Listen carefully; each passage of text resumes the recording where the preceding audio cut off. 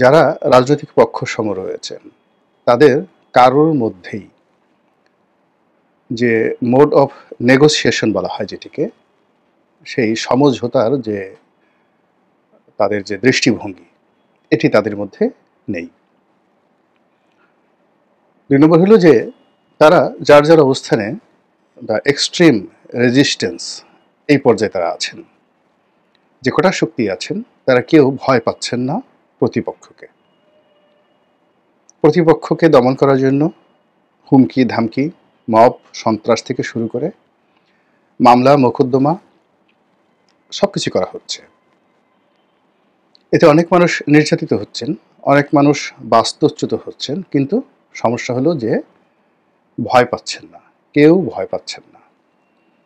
এখন এটাকে আপনি যদি ধরেন এনসিপি বনাম বিএনপি, বিএনপি বনাম জামাত, বিএনপি বনাম ইউনূস সরকার, আর সকল পক্ষ বনাম আওয়ামী লীগ, আপনি দেখবেন যে একই চিত্র, একই দৃশ্য। গত ৯ মাসে রাজনৈতিক দলগুলোর মধ্যে কোনো বন্ধুত্ব হয়নি, বরং অতীতের যত বন্ধুত্ব হিসাব নিকাশ তছনছ হয়ে গিয়েছে। ফলে এই সময়টি, এই যে দুর্বিষহ সময়টি, এটি কতদিন এবং কিভাবে যাবে, এগুলো নিয়ে যারা রাজনৈতিক বিশ্লেষক তারা অনেকেই আলোচনা করার চেষ্টা করছে। যদিও আমাদের দেশে সত্যিকার অর্থে নিরপেক্ষভাবে কোনো একটি রাজনৈতিক দলকে সমালোচনা করা কিংবা কারোর ভালোটা ভালো বলা, মন্দকে মন্দ বলা, এই জিনিসটি খুবই কঠিন। এর কারণ হলো আমাদের যে মন এবং মানসিকতা, সেটি এমন একটা জায়গাতে আবদ্ধ, তাহলেও আপনি যদি কোনো একটি দলের সমর্থক হন, আপনি অন্য দলের ভালো বলতে পারবেন না, কিংবা আপনি যদি অন্য একটা দলের হন, তাহলে সেক্ষেত্রে নিজের দলের মন্দ বলতে পারবেন না। আর একটা সমস্যা হলো যে আমাদের এই দেশে সত্যিকার অর্থে নিরপেক্ষ চিন্তা এবং চেতনার মন মানসিকতা সম্পন্ন লোকজনের সংখ্যা খুবই কম। ফলে কি হলো যে চারিদিক থেকে শুধু সংঘাত সংঘাত সংঘাত। তো এই বিষয়ে আলোচনা না করে আমরা আজকের যে শিরোনাম, সেই শিরোনাম হলো আওয়ামী লীগের ভবিষ্যৎ, সেটি নিয়ে আলোচনা করব। আওয়ামী লীগের পতনের পরে অনেকে ভেবেছিল যে এই দলটি একেবারে শেষ হয়ে যাবে, আগামী ১০০ বছর এই দলের কোনো অস্তিত্ব থাকবে না, অথবা এই দল একেবারে নিঃশেষ হয়ে যাবে।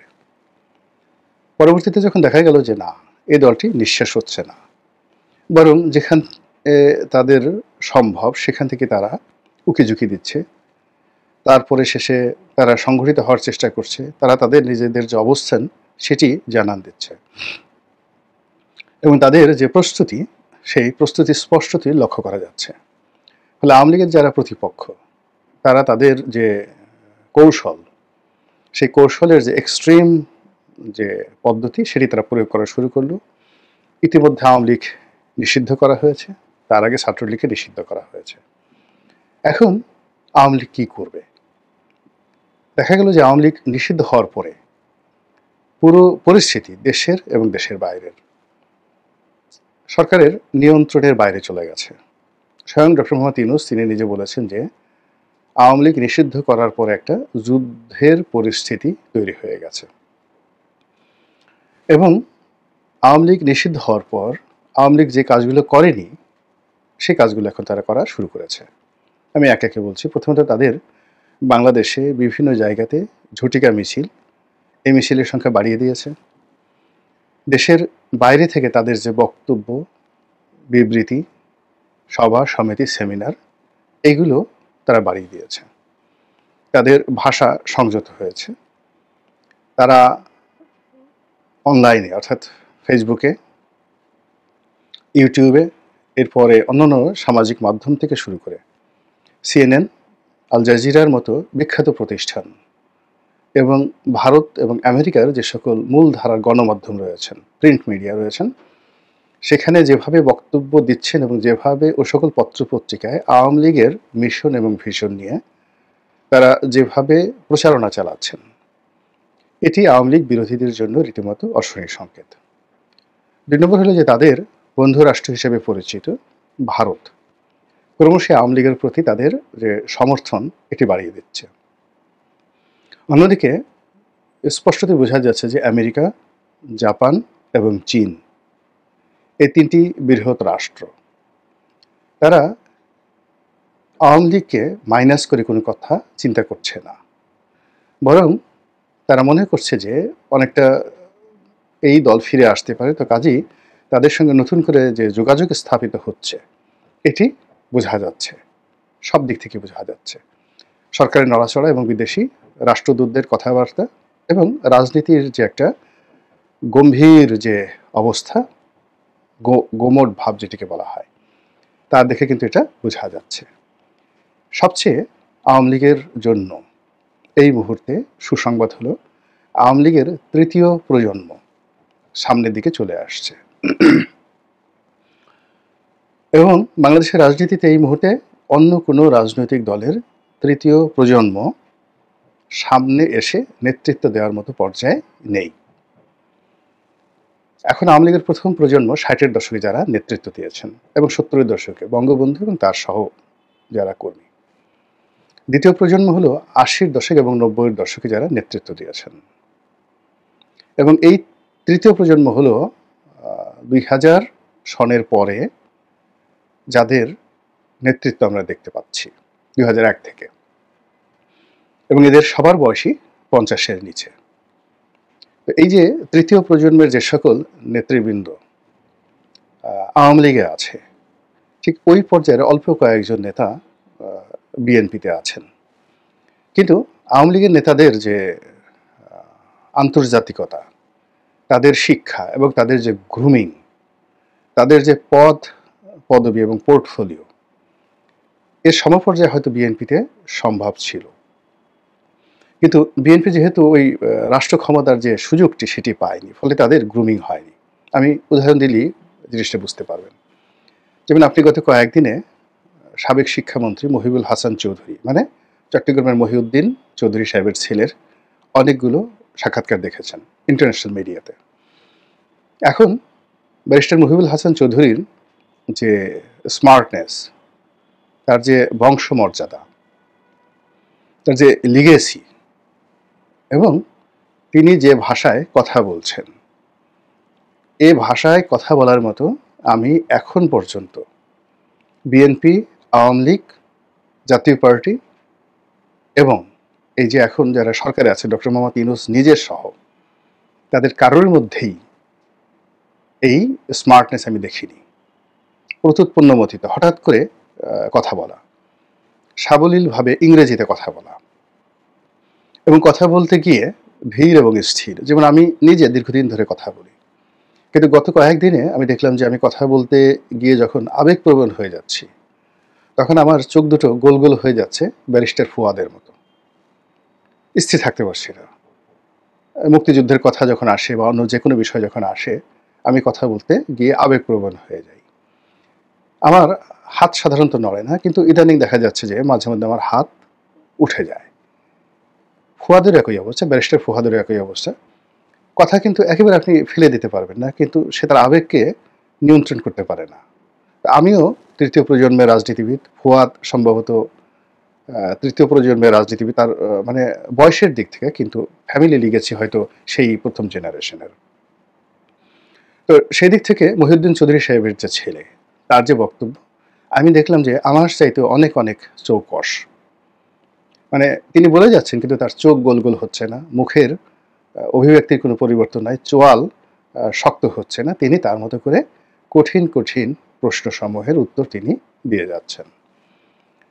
তো এই যে আমি একজনের উদাহরণ দিলাম। এখন মহিউদ্দিন চৌধুরীর ছেলের সঙ্গে যদি তুলনা করতে হয়, তাহলে এখানে আমির খসরু মাহমুদ চৌধুরী, আবদুল্লাহ আল নোমান সাহেবের ছেলে, তারপরে শেষে সালাউদ্দিন কাদের চৌধুরী সাহেবের ছেলে, ওনাদের সঙ্গে তুলনা করা যেতে পারে।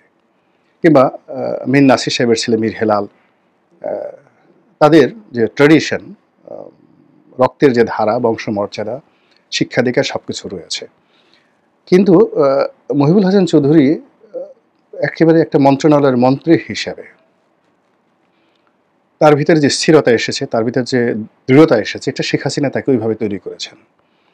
আবার একই সঙ্গে শেখ হাসিনা সালাউদ্দিন কাদের চৌধুরীর ছেলেকে আয়নাঘরে ঢুকিয়ে এমন থেরাপি দিয়েছেন যে এখন তিনি ইচ্ছা করলেও মুহিবুল হাসান চৌধুরীর মতো কথা বলতে পারবেন না। দ্বিতীয়ত, বিএনপির মতো যে দল, সেটি এই তার যে তৃতীয় প্রজন্ম, সেই তৃতীয় প্রজন্মকে পদ পদবি দ্বারা ওভাবে দাঁড় করায়নি যেভাবে আওয়ামী লীগ দাঁড় করিয়েছে। আওয়ামী লীগ যদি আপনি ধরেন যাদের বাবার পরিচয় আছে, দাদার পরিচয় আছে, আপনি ধরেন খালিদ মাহমুদ চৌধুরী, তারপরে খালিদ মাহমুদ চৌধুরীর বাবা মন্ত্রী ছিলেন, শেখর তার বাবা মন্ত্রী ছিলেন, এরপর আপনি খালিদ মাহমুদ চৌধুরী, শেখর, এখানে মুহিবুল হাসান চৌধুরী, এরপর আরও অনেকের নাম আপনি বলতে পারবেন, যেমন রাকেশ রহমান। এখন সে মন্ত্রী হয়নি, এমপি হয়নি, কিন্তু তার সঙ্গে ডিবেট করার মতো, বার্গেনিং করার মতো সত্যিকার অর্থে এখন অন্যান্য দলে কয়জন লোক রয়েছে? তিনি এখন দেশের বাইরে রয়েছেন। এরকম অন্তত পক্ষে আওয়ামী লীগের মধ্যে 50 জনের মতো যুবক রয়েছেন যাদের বয়স 50-এর নিচে, যারা শিক্ষা, দীক্ষা, অর্থ, বিত্ত, বংশমর্যাদা থেকে শুরু করে প্রায় সব ক্ষেত্রে রাজনৈতিক অঙ্গনে সুপারস্টার। তাদের সামনে আপনি আর্মির একজন মেজর জেনারেলকে বসিয়ে দেন, বিসিএস কর্ম পাশ করে একজন ক্যাবিনেট সচিবকে বসিয়ে দেন, এই মানুষগুলিকে তারা পরিচালনা করে আসছেন। এরকম 50 জন লোক আওয়ামী লীগে রয়েছে, নারী এবং পুরুষ, যারা মানে এমপি হয়েছেন, মন্ত্রী হয়েছেন, দল পরিচালনা করেছেন, নেতৃত্ব পরিচালনা করেছেন, এবং এই যে একটা বিরূপ অবস্থায় আবার দলকে উদ্ধার করার জন্য এগিয়ে এসেছেন। আওয়ামী লীগের সিনিয়র নেতৃত্বের মধ্যে যারা করাপ্টেড হয়ে গেছেন, যারা মাইনাসের খাতায় চলে গেছেন, এখন আপনি যত কথাই বলেন না কেন, ওই যে ভূমিমন্ত্রী ছিলেন জাভেদ, তৃতীয় প্রজন্মের নেতা, 400 বাড়ি করেছেন, সব কিছু বাদ দেন, কিন্তু তিনি যে ভূমি মন্ত্রণালয় চালিয়ে গেছেন, আপনি তার মন্ত্রণালয়ে একটা দুর্নীতি তিনি করেছেন খুঁজে বের করেন তো, অথবা তার মতো করে মন্ত্রণালয় চালিয়েছেন। গত 50 বছরে এরকম একটা মন্ত্রণালয় দেখান যে অত্যন্ত শক্ত হাতে এবং পুরো মন্ত্রণালয়ের যে সিস্টেমটি র্যাডিক্যালি চেঞ্জ করে দিয়েছেন। এবং তিনি যদি কথা বলেন, জাভেদ যদি কথা বলেন, তার সেই যে দুর্নীতির কথা 400 বাড়ি, এটা নিয়ে তদন্ত হচ্ছে, তারপরে শেষে তার টাকা পাচার নিয়ে কথাবার্তা হচ্ছে, সেটা ভিন্ন একটা বিষয়। তার যুক্তি আছে, সে দীর্ঘদিন ধরে ব্যবসা বাণিজ্য করছেন, এবং আপনারা জানেন যে আখতারুজ্জামান চৌধুরী বাবু বাংলাদেশের মধ্যে সবচেয়ে পুরনো ধনী, এবং সেই এরশাদ সাহেব যখন ক্ষমতায় আসেননি, সেই 70-এর দশকে, তখন থেকে তিনি আমেরিকাতে বাড়ি গাড়ির মালিক। তো তার সন্তানেরা, আখতারুজ্জামান চৌধুরীর সন্তানেরা, তারা লন্ডনে আমেরিকাতে বাড়ি করবে, ব্যবসা বাণিজ্য করবে, এবং তারা আপনার আমার মতো রাস্তাটা চেক ঘুরবেন, তারপরে বিকাশ থেকে, নগদ থেকে টাকা উত্তোলন করবেন, চুরি চামারি করবেন, তারপরে বাংলাদেশ থেকে সেই আমরা যে সকল ছোট ছোট চিন্তা করি, কারণ বাজার থেকে চাঁদা তুলবেন এবং সেই টাকা পাচার করে লন্ডনে বাড়ি করবেন, ওটা আপনি চিন্তা করতে পারেন। কিন্তু আমি যেহেতু জাভেদদেরকে চিনি, ঘনিষ্ঠভাবে চিনি, এটা আমার কাছে গ্রহণযোগ্য নয়। তাদের ব্যবসায় বাংলাদেশের থেকে অনিয়ম হতে পারে, কিন্তু ওটা একটা ভিন্ন প্রসঙ্গ। কিন্তু আপনি জাভেদের শিক্ষা যদি ধরেন, দীক্ষা যদি ধরেন, তার এই যে সে একটা ব্যাংক চালিয়েছে, ইউনাইটেড কমার্শিয়াল ব্যাংক।